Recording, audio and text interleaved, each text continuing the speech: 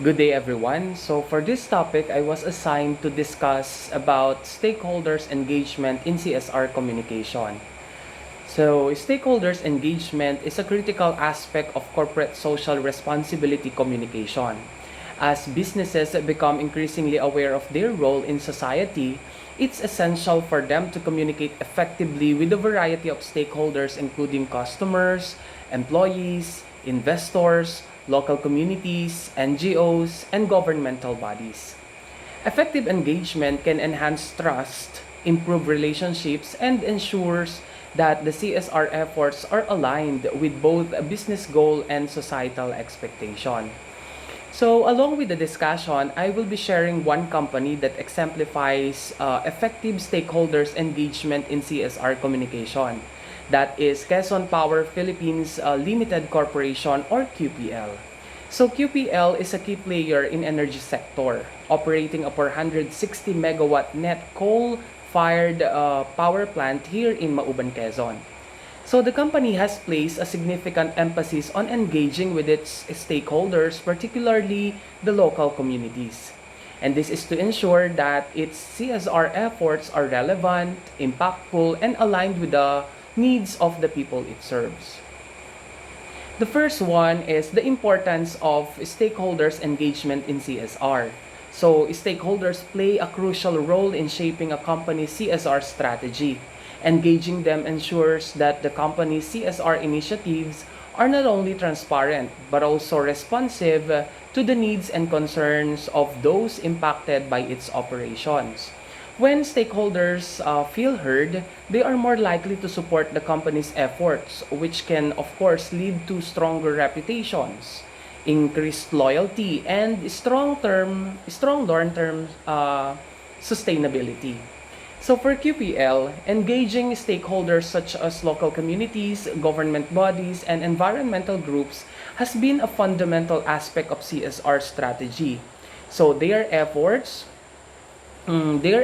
go beyond mere regulatory compliance, fostering genuine community service, just like the connection with the people they impact the most. The next one is building trust and credibility. QPL's focus on local community involvement helps build trust and credibility, especially with the people living near the plant. So by aligning its CSR efforts with the community's needs, QPL demonstrates accountability and transparency.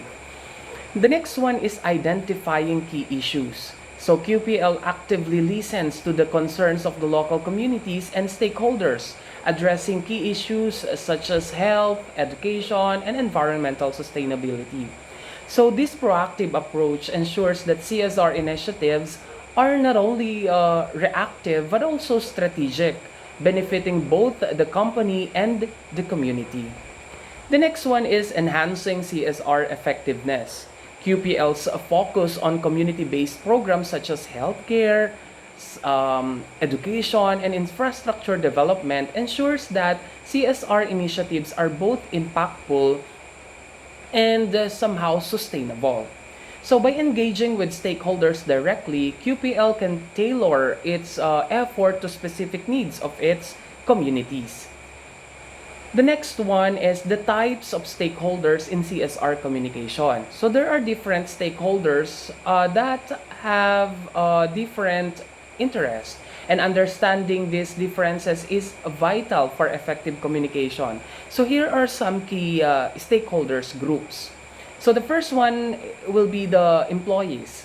So internal stakeholders are vital in driving CSR initiatives and ensuring their success. So for QPL, for example, this means that engaging employees not just in the operation of the power plant, but in the company's broader efforts to improve the local community. The next one is the customers. So consumers are increasingly expecting brands to demonstrate social responsibility. So QPL's commitment to CSR strengthens its relationship with customers by positioning itself as a company that cares about more than just profit. Next is investors. Investors are looking for companies that not only offer financial returns but also demonstrates responsible governance. So for QPL, communicating its CSR efforts to investors involves detailing how the company operations are environmentally responsible and beneficial to the local community, ensuring long-term growth and sustainability.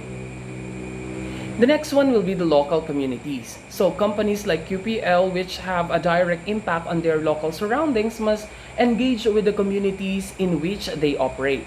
So QPL's effort in Mauban, such as providing healthcare, educational scholarship, just like what we are experiencing right now with the SEPDEL and UPOU, such as also with providing healthcare and infrastructure improvements, show how deep community engage can lead to shared value.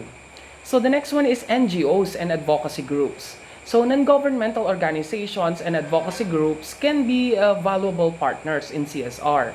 So by working with such groups, CHR or QPL ensures that its CSR initiatives are well informed and effective, particularly when addressing complex issues like environmental stewardship. The next one is for our number 3 is the channels of communication. So to effectively engage stakeholders' businesses, it must utilize various channels of communication. So the methods of communication should be tailored to each stakeholders group. So the first one is the social media. So social media platforms are essential for engaging with customers and the general public. So for QPL, this could mean using platforms to provide a real-time update about the CSR initiatives, to engage in discussions about its environmental and social efforts. The next one is the annual reports and sustainability reports. For investors and other formal stakeholders, QPL use detailed CSR reports that provides insights to its activities and results. So this report help investors, of course, to understand how QPL's operations are socially and environmentally responsible. So the next one will be the surveys and feedback mechanisms. So QPL regularly engages with local communities through feedback mechanisms such as surveys and community meetings, allowing it to address concerns and gauge the effectiveness of its CHR programs. The next one is the community meetings and focus groups. So for local communities, QPL organizes face-to-face interactions such as town hall meetings or focus groups to ensure that stakeholders can voice their opinions and that the company can respond to the concerns directly. For number 4, we have here challenges in stakeholders engagement. So while stakeholders engagement is crucial, several challenges can hinder effective communication. So number 1 is the diverse expectations. So different stakeholders group have varying expectations which can sometimes conflict. So for QPL, balancing the interests of local communities, environmental groups, and government regulators requires careful navigation. So misinformation, so misunderstanding or negative narratives can spread quickly, particularly on social media. So QPL must actively engage with stakeholders to combat misinformation and ensure that its CSR efforts are accurately understood. So the next one is the lack of resources. So effective stakeholder engagement require resources, both in terms of time and financial investments. So QPL, like other companies, must balance the allocation of resources to CSR efforts with its business operations. The next challenge will be the measurement of impact. So determining the effectiveness of CSR communication and engagement can be somehow challenging. So for QPL, establishing clear metrics for the success of its local community initiatives like educational programs or health services is vital in ensuring that their impact is measurable and meaningful. So, for number 5, we have the best practices of effective stakeholder engagement in CSR communication. So, the very first one will be active listening and dialogue.